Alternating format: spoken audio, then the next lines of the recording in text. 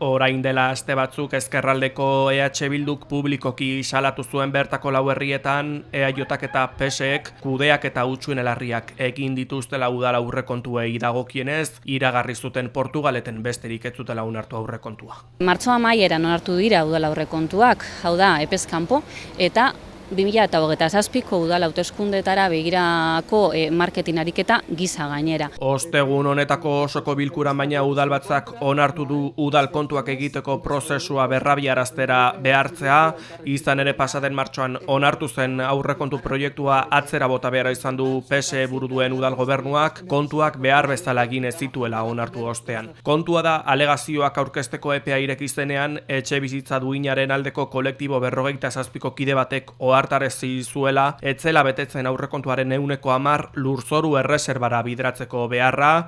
Horiek horrela Portugaleteko kontu hartzaileak aurrekontu proiektuaren aurkako txosten egin zuen eta behartu era berean proiektua kentzera. Portugaleteko EH Bilduk Javier Carretero Ogasun zinegotzia berehala kargutik kendu dezala eskatu dio alkateari.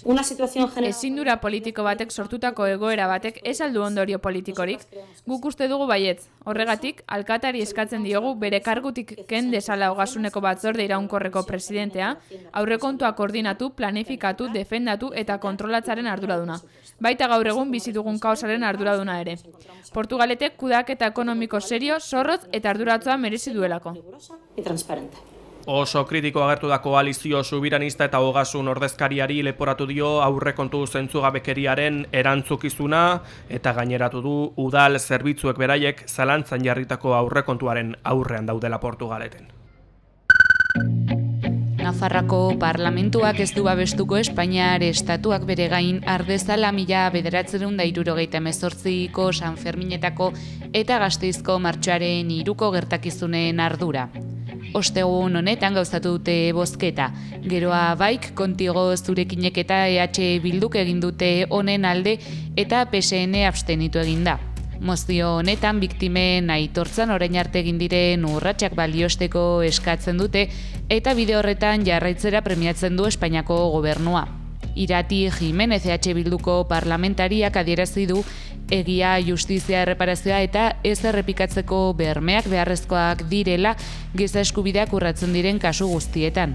Javier Lecumberri PSNeko parlamentariak azaldu du 1978ko San Ferminetan gertatutakoa etzela kasualitatea izan, koordinatua eta aurrez pentsatua zeuden gertakizunak izan zirela. Hala ere, proposamenak urte horietan izandako etaren terrorismoari erreferentzia ez egitea deitoratu du. Elkarretaratzea egin dute Gasteizen poliziak Ursa eta Ega fabriketan egindako ustuketak salatzeko. Gasteiz anti-arrazistak deitu du protesta. Adierazi dutenez, operazio poliziala eraso arrazista izan baitzen. Are gehiago, kolektiboaren arabera poliziak egindako ustuketa hainbat komunikabiderekin elkarlanean egin zuten, euren ustez diskurtso arrazista auspotzeko asmoz. Gaineratu dute desalojoan lantegietan bizi ziren lagunei dokumentazioa kendu eta ohartarazi zieten deportatuak izateko arriskuan zeudela. Poliziak fabriketan zituzten gauzak lapurtu eta puskatu izana ere deitoratu dute. Horrez gain salatu dute soilik poliziak eta komunikabideek izan zutela toki hoietara sartzeko aukera. Aldiz zerbitzu sozialek ez. Kolektiboak adierazi du hedabideek argitaratutako irudi eta bideoek bertan bizi zirenen intimitate eskubidea urratu dutela. Asteazken honetan ustu ditu poliziak Ursa eta Ega fabrikak, lapurretak prebenitzeko dispositiboa zela argudiatuz. Bertan bizi ziren pertsonak identifikatu eta atzerritartasun bulegoarekin hitzordua eman diete hurrengo egunetarako. Ostegun honetan, Desokupa CIL enpresak Irungo familia langile baten aurka egindako etxegabetze saiakera bertan behera geratu da. Etxebizitza sindikatu sozialistaren arabera, enpresa faxistako kideak familiari presioa egin eta mehatxuen bidez etxebizitzatik alde eginarazteko asmoz agertu dira, baina sindikatuko kideek aurre egin eta alde egitera behartu dituzte. Azaldu duenez, aste batzuk lehenago izan zuten familia horren egoeraren berri eta ordutik harremanetan egon dira enpresaren jardunaren aurrean antolatzeko. Eguerdi aldera iritsi dira Desokupa CIL-eko kideak, baina alde egin dutenean arratsaldean itzuliko zirela iragarri dute. Etxebizitza Sindikatu Sozialistaren esanetan, arratsaldeko 3:00 dozenaka lagun bildu dira familia babesteko. Hala ere, enpresako kideak ez dira berriro agertu. Gertatutakoaren harira, sindikatuak salatu du enpresa horien jarduna ez dela okupazio kasuetara mugatzen eta maizter erregularren aurka ere aritzen direla, jabeek etxebizitzatik kanporatu nahi dituztenean. Horren aurrean antolatzeko deia luzatu dute eta nabarmendu dute oraingoan konpainiak atzera egin duen arren, adi jarraituko dutela haien hitzetan beste edozein unetan berriro ager daitezke eta. Bertsozale elkarteak bertso irakasle baten eraso eta jarrera matxistak salatu ditu. Horren aurrean, Oreretako mugimendu feministarekin eta Oiartzungo feministen asanbladarekin batera, elkarretaratzea egingo dute larunbatean egoera publikoki salatzeko. Elkarteak jakinarazi duenez, Senpelar bertso eskolako irakasle batek 2018tik hainbat eraso egin ditu. Urte hartan lehen salaketa jarri zioten eta bertsozale elkarteak hainbat neurri hartu zituen. Besteak beste irakaslea bertsolaritzaren esparru formal eta informaletatik urruntzea. Hala ere, 2024an erabaki horiek ez zirela betetzen ari onartu zen elkartea eta indarkeria matxistaren kasuen kudeaketarako barne protokoloa aktibatu zuen. Aurten berriz ere hainbat sexu eraso eta jazarpen psikologikoren salaketak jarri dituzte irakaslearen aurka, Senpelar bertso eskolaren baitan. Bertsozale elkartearen arabera autodefentsa feministari eta saretzeari esker izan dute gertakarien berri. Izan ere, ordura arte ez zuten informaziorik jaso. Gainera, adierazi dute erasotzaileak ezin izan dituela ekintza horiek konplizerik gabe egin, baina azpimarratu dute badakitela bertso eskola osoa ez dela konplize izan, ezta erabilitako espazio guztiak ere. Hala, gertatutakoa eta inplikatutakoak publikoki salatzeko elkarteak eta mugimendu feministako taldeek agerraldia egingo dute larunbatean. Autodefentsa, saretzea eta aliantza feministak ardatz izanik bilduko dira Oreretako Foru Plazan 12:00. Imanol Pradales lehendakariak Euskararen aholku batzordean hartu du parte ostegun honetan, Ibone Bengoetxea lehen lehendakariorde eta hizkuntza politika eta kultura sailburuarekin batera. Bileran Euskararen erabilera soziala edatzeko premia nabarmendu du lehendakariak eta erakundeek enpresek hezkuntza kulturak zein gizarte zibilak kidetza berriak sustatu behar dituztela adierazi du. Euskararen indarberritzeak aurrera pauso handiak eman dituela azpimarratu du Pradalesek, baina gizartaren bilakaerak erronka berriak ere ekarri dituela gaineratu du. Azaldu duenez, alderdi guztiek elkarrekin eraiki behar dute Euskararen biziberritzeak behar duen paradigma berria eta jauzia gara ekimenak emango die horretarako esparrua. Norabide horretan, erabilera areagotzea, hiztun komunitatea gotortzea eta euskararekiko atxikimendu berriak sortzea finkatu ditu egitasmoaren zutabe nagusitzat. Hizkuntzaren erabilera sozialari bultzada emateko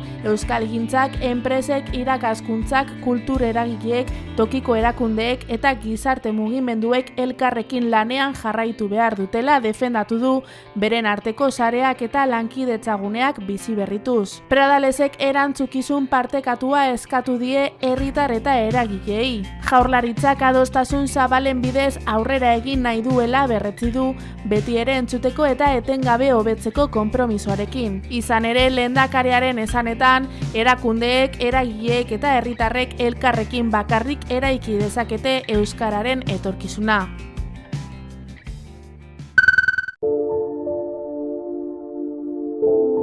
Mubilek azken urtean Gipuzkoa mugikortasun adimenduaren eta jasangarriaren Europako nodo bihurtzeko anbizioa indartu du laborategi aurreratuak, startup eta enpresa sareak eta hazkuntza plan berria aurkeztu zoriala Cesar Gutierrez Mubileko zuzendariarekin elkartu gara, azken urtaren balantzea egin digu eta bestalde aurrera begira dituzten proiektuak aurkeztu dizkigu.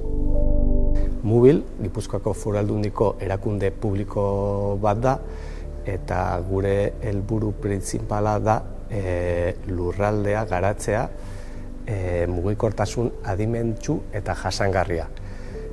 Helburu printzipalak dira garapen teknologikoa eta ekonomikoa. Horretara dago bideratuta gure lana. Urtebetez hemen ezarrita, balantzea oso positiboa da, Hemen Mobil Centerren beste 10 enpresa dazkagu ezarrita, 2 gestore teknologiko, kudeatzen dutena laborategiko makineria, eta 8 enpresa hemen garatzen direnak bere negozioak bultzatzeko.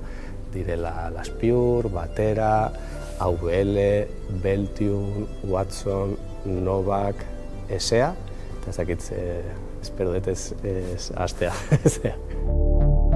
Hemen esartzen diren enpresak, esartzen dira beraiei, gure ekosisteman, mugikortasunaren ekosisteman, balio erantzia ikusten dutelako hemen esartzea bere negozioak bultzatzeko. Mugiletik gertu egotea, ekosistematik gertu egotea, ze enpresak dira, alor horretan, mugikortasun adimentsio eta jasangarrian, garapen teknologikoak edo berrikuntzak egiten dituzten enpresak dira. Ez dira bakarrik, ez dira akzio komertzialak, garapen teknologikoa sustatzen duten enpresak dira. Guk hemen bilatzen deguna mobil estrategiaren garapenarekin da lurraldea osoa ikustea atrakzio puntu bat bezala mugikortasun adimentsuan eta jasangarrian. Eta hoize esan nahi du, bestea, kanpokoak ikustea, lurralde honetan aukerak daudela kolaborazio berria sustatzeko gure ekosistemako enpresetik, inbertsio berriak erakartzeko, inbertsio horiek ze sustatuko dute hemen. Lanpostu berriak, balio erantziko lanpostuak, hoi bilakatzen dugu, erreferentzia hoi bilatzen dugu internazionalki, gauza horiek sustatzeko.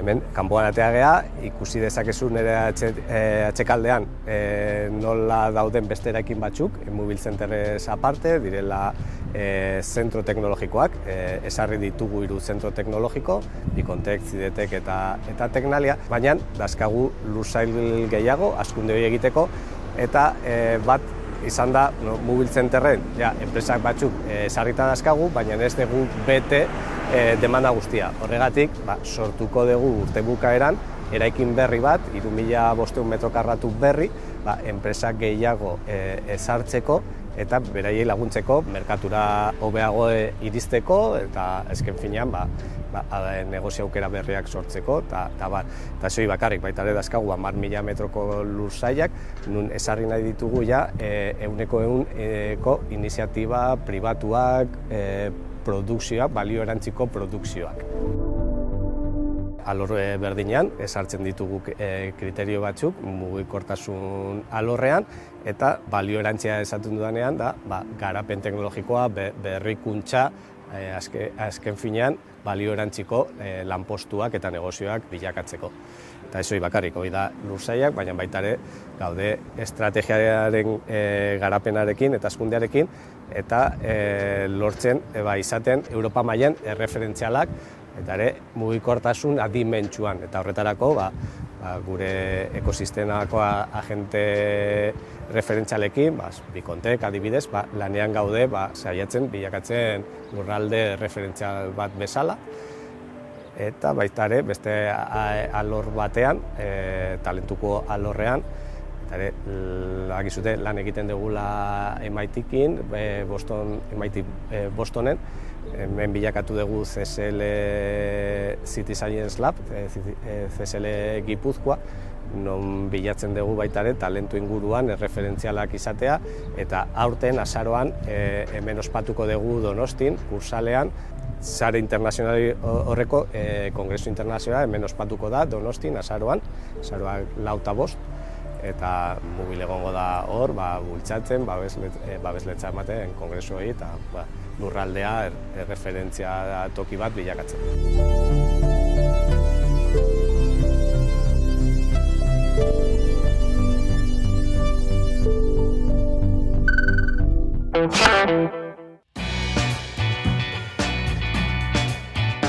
Behin korrika bukatuta, 13. egun bat irudikatzeko asmotan, Xalbat Altzugarai Urepeldarrarekin egin dugu hitzordua korrikako mezugiletako batekin, eta egungo euskararen egoeraz eta pizkundaz aritu gara.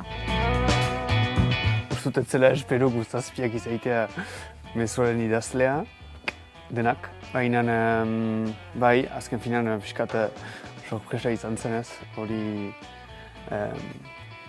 galde hori jasotzea edo.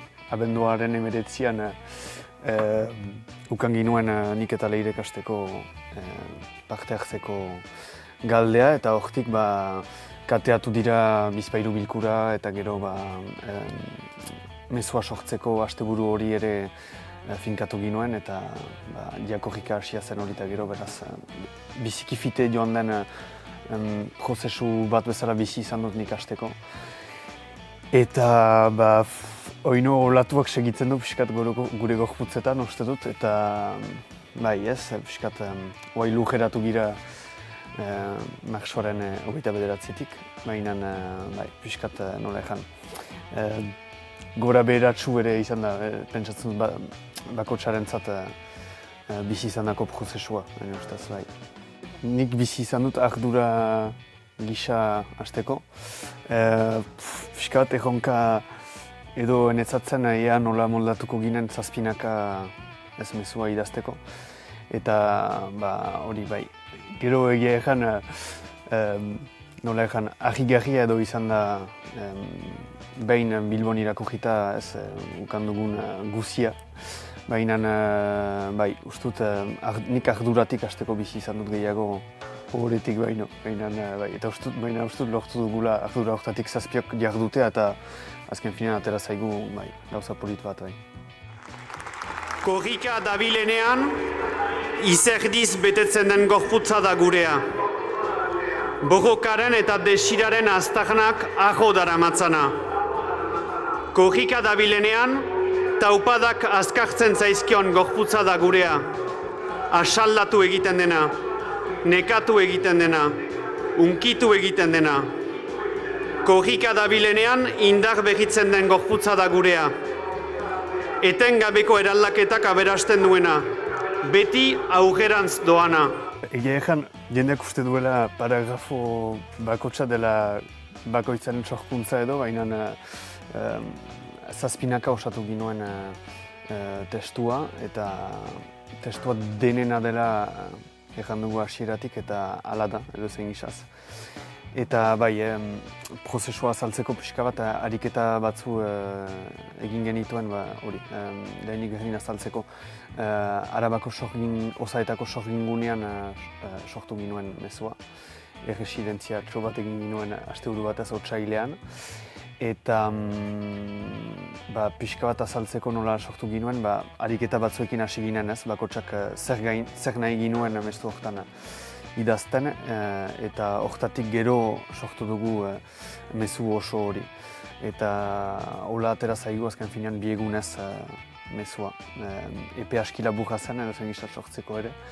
Baina bai, bakotsaren bizipenetatik eta inguruan ikusten duenetik pixka bat jardun dugu eta atera zaigu hori. Eta gero jendearen aitzinean irakurtzea Bilbon pixka bat uste dut.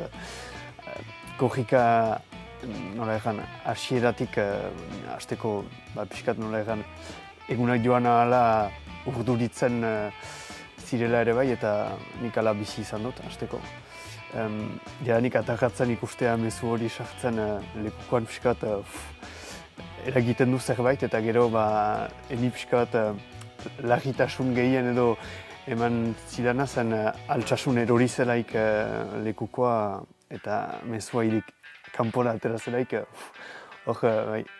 pixkat larri nintzen. Eta gero Bilbon zen gizaz azken kilometroan txartuta uste dut hainbeste prestatua ginen gure buruan irakortzeko nun pixkat ez ginakien sobera nun ginen ez, nik hasteko hola bizi izan dut, disoziatu niz pixkat dene ustez.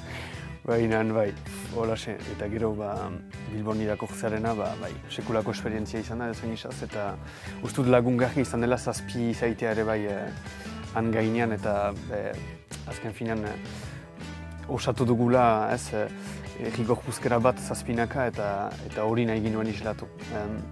Mezuaz aparte uste dut zazpion gorputzek osatu dutela pixka bat mezu horren forma edo eta pixkat mezua hori zela ere Bilboan. Testuan une oro gorputz bati egiten diote referentzia, komunitate bati. Gorputz jakin bat eratu dute testuan 7 gazteek. Testuarekin sekatzen ginuena zen pixka bat korrikaren espiritua islatzea bertan. Argi ginuen gorputz politikoaren ideiarekin hasiko ginela testua diseinatzen. Eta hala egin dugu, eta ustut ongi irudikatzen duela gorputz horrek nola egan korrika zeharkatzen duen gorputz bat idatzi dugu, egin dugu, eta pixka bat, bada Euskararen gorputza, komunitatearen gorputza, azaltzen dugu testuan gorputz hori nekatzen dela, baina ilusioz betea dela, eta ikusita testu ingurua batzuei ojo egiten diela eta besteei batzuei irri. Eta gorputz hori denona da azken finean, eta pixka bat Euskararen gorputza da guk idatzi duguna. Eta nik hasteko gelditzen izan interpretazioarekin da pixka bat ikusita oldarraldi judizialaren eta oldarraldi antolatuaren kasuan orain Euskararentzat nola egan nekatu den gorputz hori behar dela berriz piztu eta pizkunderako bidean eman testu ingurua ez delako samurra, eta uste dut asmatu dugula hori berdin pizten ere bai Bilbon. Pizkunde horretarako bidean zer behar da? Izan ere korrikaren azken egunen Bilbon komunitatea indartsu ikusten zen. Zer behar du baina Euskarak pizkunde berri baterako? Hasteko Bilbon batu den jende horrek segitzen balin badut terrenoan eragiten, edo hasten balin badat terrenoan eragiten, Euskararen kasuan. Izan daitekeela bere eskualdean urtean zehar bi gauza Euskaraz antolatzen. Egan dut hortik hasten balin bada jaranik Bilbon batu den bakoitza edo ez Euskari ekarko emate egiten. Uste dut berbizkunderako edo pizkunderako bidean emanen girela edo zen gizaz, eta bada Euskararen ardura kolektiboa, baina ustut nokuberak ere ez nola egan azpimarratu dugu ere militantzia sare bat beharrezkoa duela Euskarak gauza batzu aldarrikatzeko, eta ikustut gakoa dela egitearen egin behar da Euskaraz, eta ustut horrek emaiten duela norbera aberasteko eta eraikitzeko nola egan zimentu edo oinarri bat, baina ustut horrek gero kolektibora jauzi eginez komunitatea eraikitzen duela, eta ustut Euskaratik eta Euskaraz eraikitzeko behar bat badela gaur egun, eta ez girela sobra lokartu behar edo. Euskal Herrian errealitate ezberdinak bizi ditugu. Xalbat Alzugari mezugia Urepeldarra da, Baxe Nafarra. Pizkunde hori nolako haute da Urepelen eta Nafarroa berean? Ez dut orokortu nahi, baina inguruan hasteko erabileran gain behera bat hori segur. 2015ean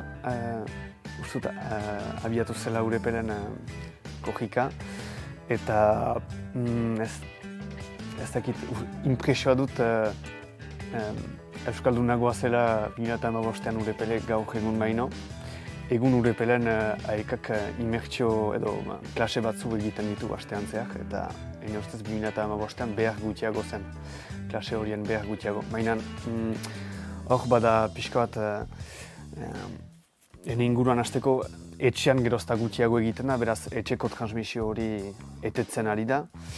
Eta liberean ustut etzakola ardura guzia eman behar eskolari kasu horretan ustut transmisioaren katean, eta edo zen gizaz horrekin batera transmisio falta horren barnean ere arnazguneak argi dira, 2015ean seguraski Urepele bazen arnazgune bat, gaur egun arnazgune horiek ea ez diren gibeleratari, eta uste dut horretan diodanean ez dela lokartu behar da ea arnazgune horiek mantentzen ditugun eta gauza gehiago sortzen ditugun, transmisioaren kate horretan ere gauzatu ditzagun, gauzatu dezagun Euskara azken finean. Eta bai, nik ene inguruan, baina biziki inguru hurbil batean hori dut ikusten. Bai, eta uste dut behar dela gaur egun aekak egiten duen lana lujalde horretan ikastaroak antolatu zudan, baina uste dut behar liteikela indartu ere bai transmisio eskas hori edo nola egan betetzeko beste gauza batzu. Eta edo zen gizaz, ene ustez UPN bezalako herri bat euskararik gabe ez da gehiago herri hori, beraz, bai, hori, transmisioan emanen nuken ikasteko azentua eta bai, eskolaz aparteko transmisio horretan ere gauzak eginez, bai.